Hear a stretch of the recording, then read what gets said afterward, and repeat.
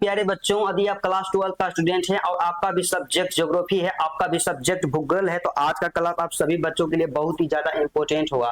क्योंकि आज के क्लास में क्लास 12 के ज्योग्राफी के टॉप 50 आई वीवीआई ऑब्जेक्टिव क्वेश्चन को लेकर के चलाए हैं, जो आपके परीक्षा में 100% प्रश्न यहीं से पूछा जाएगा। तो यदि आप चाहते हैं ज्योग्राफी के पेपर में पूरा में से पूरा ऑब्जेक्टिव को सही करना, इस वीडियो को शुरू से लेकर के अंत तक जरूर देख लीजिएगा। तो चलिएगा मेरे दोस्तों, 1 नंबर का प्रश्न हमारे पास दिया गया है कि नहरकटिया खनिज क्षेत्र अवस्थित है। कहां पे अवस्थित है बाबू? तो याद रखिएगा, नहरकटिया जो खनिज क्षेत्र है कहां पे अवस्थित है, तो इसका जो सही आंसर क्या हो जाएगा? ऑप्शन नंबर बी हो जाएगा, असम में अवस्थित है। ऑप्शन नंबर बी को बिल्कुल बिल्कुल आप सभी स्टूडेंट लगाते चलिएगा। उसके बाद नेक्स्ट प्रश्न जो हमारे पास 2 नंबर का दिया गया है, इसका सिंपल सा कहना है कि भारत का सबसे लंबा राष्ट्रीय जल मार्ग कौन सा है बाबू? तो देखिए, एग्जाम में पूछा जाता है भारत का सबसे लंबा राष्ट्रीय राजमार्ग। जब एग्जाम में आपको राजमार्ग पूछा जाए तो राजमार्ग में क्या मारिएगा? NH44 मारिएगा। क्या? NH44। लेकिन आपसे यहाँ पे पूछा गया जल मार्ग, सबसे लंबा जल मार्ग कौन सा हो जाएगा? तो ऑप्शन नंबर ए को सही कीजिएगा, राष्ट्रीय जलमार्ग संख्या 1 को बिल्कुल बिल्कुल आप लगाते चलिएगा। आपको कंफ्यूजन नहीं होना है, आपको कंफ्यूज नहीं होना है। और उसके बाद 3 नंबर का प्रश्न हमारे पास दिया गया है कि निम्न में से कौन चीनी उत्पादन में अग्रणी राज्य है? तो चीनी का उत्पादन सबसे ज्यादा कहां पे किया जाता है? तो इसका जो सही आंसर होगा ऑप्शन नंबर बी हो जाएगा, उत्तर प्रदेश, यूपी में। क्योंकि गन्ना का उत्पादन भी सबसे ज्यादा यही होता है और चीनी का उत्पादन भी यही होता है। ठीक है। उसके बाद 4 नंबर का प्रश्न हमारे पास दिया गया है कि मानव भूगोल के जनक किसे कहा जाता है? मेरे प्यारे बच्चों, आप लोग याद रखेगा, रैटजेल को मानव भूगोल का जनक कहा जाता है। ऑप्शन नंबर जो हमारा ए होगा, ऑप्शन नंबर ए को सभी बच्चे बिल्कुल बिल्कुल सही करते चलिएगा। आपका कभी भी किसी भी प्रकार का एक भी क्वेश्चन गलत नहीं होगा। ठीक है। उसके बाद नेक्स्ट प्रश्न की ओर बढ़ते हैं। तो अगला जो हमारे पास प्रश्न दिया गया 5 नंबर का, तो आप लोग बताइएगा कि निम्नलिखित में से कौन सा एक मानव भूगोल का उपगाम नहीं है बच्चों? तो मानव भूगोल का उपगाम इनमें से कौन सा नहीं है? तो इसका जो सही आंसर होगा ऑप्शन नंबर बी हो जाएगा, मात्रात्मक क्रांति जो है मानव भूगोल का उपगाम नहीं, यहाँ पे क्या है? उपागम नहीं है। ऑप्शन नंबर बी को बिल्कुल सही कीजिएगा। उसके बाद 6 नंबर का प्रश्न हमारे पास आ गया। इसका सिंपल सा कहना है ना दोस्तों कि संभववाद अवधारणा में किस घटक को महत्वपूर्ण माना जाता है? एग्जाम में कई बार पूछा गया है। तो संभववाद के अवधारणा में मानवीय घटक को महत्वपूर्ण माना जाता है। ऑप्शन नंबर जो हमारा बी होगा बिल्कुल सही आंसर होगा। और उसके बाद 7 नंबर का प्रश्न हमारे स्क्रीन पे आ गया है और आप लोग आंसर बताइएगा कि नवनिश्चयवाद के प्रवर्तक कौन है? तो सिंपल याद रखिएगा, ऑप्शन नंबर बी को ग्रिफिथ टेलर है। क्या? नवनिश्चयवाद के प्रवर्तक जो है ग्रिफिथ टेलर है। ऑप्शन नंबर बी को बिल्कुल आप सही कीजिएगा। और उसके बाद 8 नंबर का प्रश्न, कितने बच्चे इसका आंसर जानते हैं कि निम्नलिखित में से कौन सा एक विरल जनसंख्या वाला क्षेत्र नहीं है दोस्तों? तो विरल जनसंख्या वाला क्षेत्र इनमें से कौन सा नहीं है? तो इसका जो सही आंसर क्या हो जाएगा? ऑप्शन नंबर सी हो जाएगा। क्योंकि दक्षिण पूर्वी एशिया जो है सघन जनसंख्या वाला क्षेत्र है। यहाँ पे जनसंख्या का घनत्व जो है बहुत ही ज्यादा है। और उसके बाद 9 नंबर प्रश्न का आंसर आप लोग सभी बच्चे दीजिएगा कि निम्नलिखित में से कौन सा एक प्रतिकर्ष कारक नहीं है बच्चों? एग्जाम के दृष्टिकोण से बाबू 100 स्टार वाला क्वेश्चन है, इसको कभी भी इग्नोर नहीं कीजिएगा। एग्जाम में कई बार पूछा गया है। तो इसका जो सही आंसर क्या हो जाएगा बाबू? ऑप्शन नंबर बी को सही कीजिएगा। क्या हो जाएगा? यहाँ पे चिकित्सा और शैक्षणिक सुविधाएं जो है प्रतिकर्ष कारक नहीं है। ऑप्शन नंबर बी को बिल्कुल लगाते चलिए। और कहते हैं ना बाबू कि जब आंखों में अरमान लिया, मंजिल को अपना मान लिया, है मुश्किल क्या आसान किया, जब ठान लिया तो ठान लिया। तो चलिएगा बताइएगा कि विश्व में सबसे अधिक जनसंख्या वाला देश कौन सा है? तो सभी बच्चे जानते हैं कि भारत का जनसंख्या सबसे ज्यादा है। ऑप्शन नंबर ए को बिल्कुल सही कीजिएगा। और दूसरा सबसे बड़ा जनसंख्या वाला देश चाइना है। ठीक है। उसके बाद लगाइएगा 11 नंबर में कि जनसंख्या वृद्धि सर्वाधिक किस महाद्वीप में है? तो अफ्रीका महाद्वीप में जनसंख्या का वृद्धि सबसे ज्यादा है। ऑप्शन नंबर ए जो हमारा होगा बिल्कुल सही आंसर होगा। और उसके बाद चलिएगा 12 नंबर का प्रश्न हमारे स्क्रीन पे दिया गया है। बताइएगा कि निम्नलिखित में से किस देश का लिंग अनुपात विश्व में सबसे ज्यादा अधिक है, सर्वाधिक है? तो लिंगानुपात किसका सबसे ज्यादा है? तो आप लोग ऑप्शन नंबर ए को सही कीजिएगा, लाटविया का लिंगानुपात सबसे ज्यादा अधिक है। सभी बच्चे ऑप्शन नंबर ए को बिल्कुल बिल्कुल लगाते चलिएगा। तो आप लोग वीडियो को शुरू से लेकर के अंत तक जरूर देखिएगा और बताइएगा कि 50 क्वेश्चन में से आपका कितना सही होता है। और उसके बाद बताइएगा 13 नंबर में कि मानव विकास सूचकांक का प्रतिपादन किसने किया था बच्चों? तो सिंपल याद रखेगा, ऑप्शन नंबर ए को डॉक्टर महबूब उल हक के द्वारा मानव विकास, यहाँ क्या है, मानव विकास सूचकांक का प्रतिपादन किया गया है। ऑप्शन नंबर ए को सही कीजिएगा। और उसके बाद 14 नंबर का प्रश्न हमारे पास है ना जी कि निम्नलिखित में से कौन सी रोपण फसल नहीं है बाबू। तो रोपण फसल इसमें से याद रखिएगा गेहूं नहीं है। क्या गेहूं रोपण फसल नहीं है? ऑप्शन नंबर सी को बिल्कुल आप सही कीजिएगा। और उसके बाद नेक्स्ट प्रश्न की ओर बढ़ते हैं तो हमारे पास 15 नंबर का क्वेश्चन आ गया है। इसका सिंपल सा करना है ना बच्चों कि विस्तृत वाणिज्य अनाज कृषि में प्रति व्यक्ति उत्पादन क्या होता है? क्या कम होता है या शून्य होता है या अधिक होता है या औसत होता है बच्चों? तो देखिए सिंपल याद रखिएगा कि विस्तृत वाणिज्य अनाज जो कृषि होता है ना बबुआ, उसमें क्या होता है कि प्रति व्यक्ति उत्पादन जो होता है वह क्या होता है? अधिक होता है। क्या होता है? अधिक होता है। ऑप्शन नंबर सी को बिल्कुल सही कीजिएगा। ज्योग्राफी में सेम टू सेम प्रश्न पूछा जाएगा। उसके बाद नेक्स्ट प्रश्न की ओर बढ़ते हैं तो हमारे पास दिया गया है कि निम्न में से कौन सी प्राथमिक क्रिया है? निम्नलिखित में से कौन सी प्राथमिक क्रिया है बच्चों? तो प्राथमिक क्रिया के बारे में जब भी बात कर लिया जाए तो कृषि मतलब कि खेती जो है, खेती को प्राथमिक क्रिया के अंतर्गत रखते हैं। ऑप्शन नंबर जो हमारा बी होगा बिल्कुल सही आंसर होगा। और उसके बाद 17 नंबर प्रश्न की ओर बढ़ते हैं ना जी कि प्राथमिक क्रियाकलाप में संलग्न लोगों को क्या कहा जाता है? तो देखिए बाबू, जो भी प्राथमिक क्रिया में संलग्न होते हैं, जो प्राथमिक क्रिया लोग करते हैं, उसे हम लोग क्या कहते हैं? लाल कॉलर श्रमिक कहते हैं। ऑप्शन नंबर ए को सभी बच्चे बिल्कुल बिल्कुल सही कीजिएगा। काफी ज्यादा मोस्ट इंपोर्टेंट प्रश्न है, एग्जाम में कई बार इस तरह के प्रश्न पूछ लिए जाते हैं।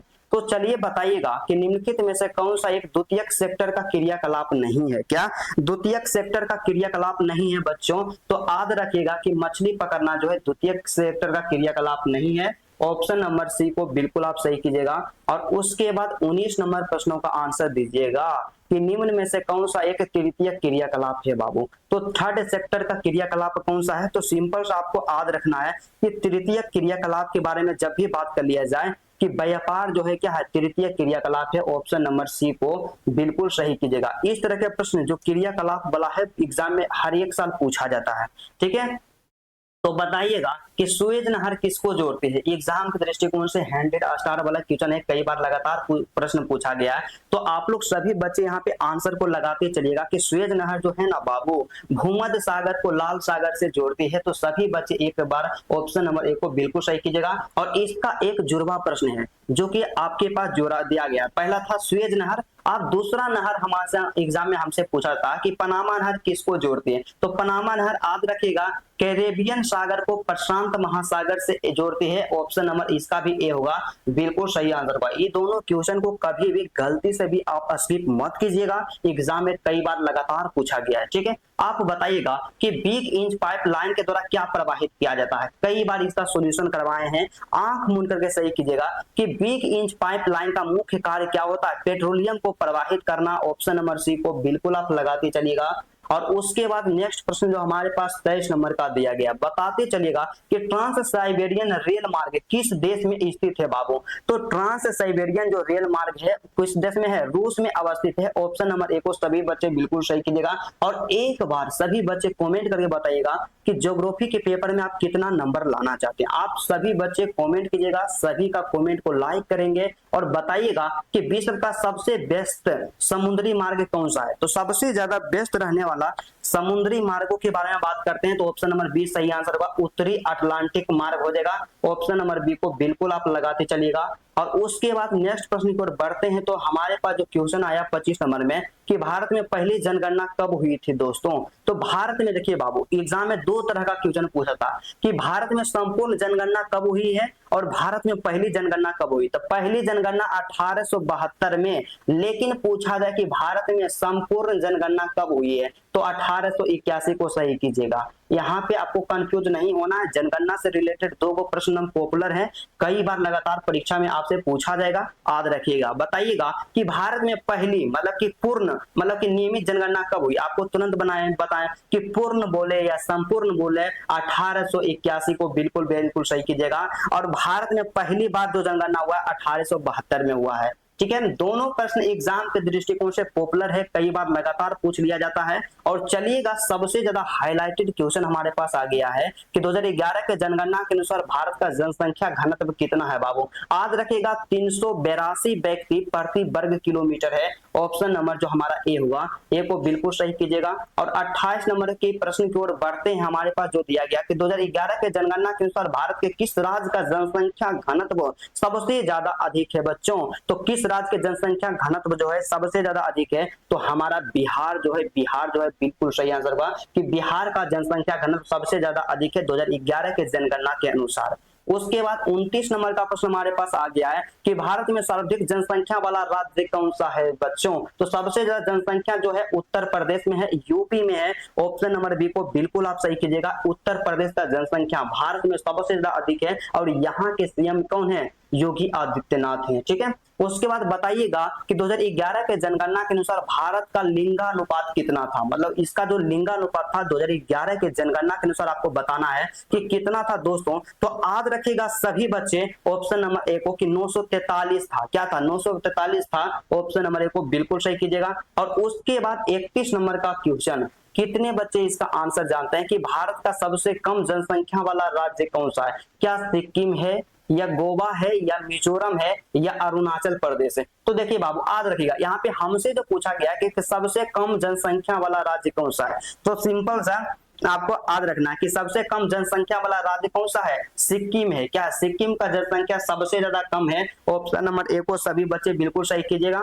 और 32 नंबर प्रश्न की ओर बढ़ते हैं और लगाते चलिएगा कि निम्नलिखित में से किस राज्य में साक्षरता दर सबसे ज्यादा अधिक है? कहां पे लोग सबसे ज्यादा पढ़े लिखे होते हैं? क्या केरल होगा या बिहार होगा या मिजोरम होगा या गोवा होगा? इस क्वेश्चन का आंसर कई बार बताए हैं। तो चलिएगा प्रश्न संख्या 32 के सभी बच्चे इसका आंसर कमेंट बॉक्स में जरूर पिन कीजिएगा कि भैया इसका आंसर यही है। आप लोग नाम जरूर लिख दीजिएगा। ठीक है, उसके बाद बताइएगा 33 नंबर का प्रश्न हमारे पास दिया गया बच्चों कि भारत के भाषा परिवार में सबसे बड़ा भाषाई समूह कौन सा है दोस्तों? तो देखिए भारत का जो भाषा परिवार है, सबसे ज्यादा भाषा जो बोली जाती है, कौन बोली जाती है? तो भारतीय आर्य भाषा बोली जाती है। ऑप्शन नंबर ए को सही कीजिएगा। एग्जाम के दृष्टिकोण से ज्योग्राफी का मोस्ट इंपोर्टेंट और पॉपुलर प्रश्न है, कभी भी इसको इग्नोर करने का प्रयत्न नहीं कीजिएगा। आप सब हमेशा बोलते हैं कि भैया ऐसा क्वेश्चन का सॉल्यूशन करवाइए जो एग्जाम में कई बार पूछा था, लगातार पूछे जाने की संभावना हो। तो इस वीडियो को अंत तक देखिएगा। ज्योग्राफी के 50 सबसे ज्यादा वीवीआई ऑब्जेक्टिव क्वेश्चन को लेकर के आए हैं।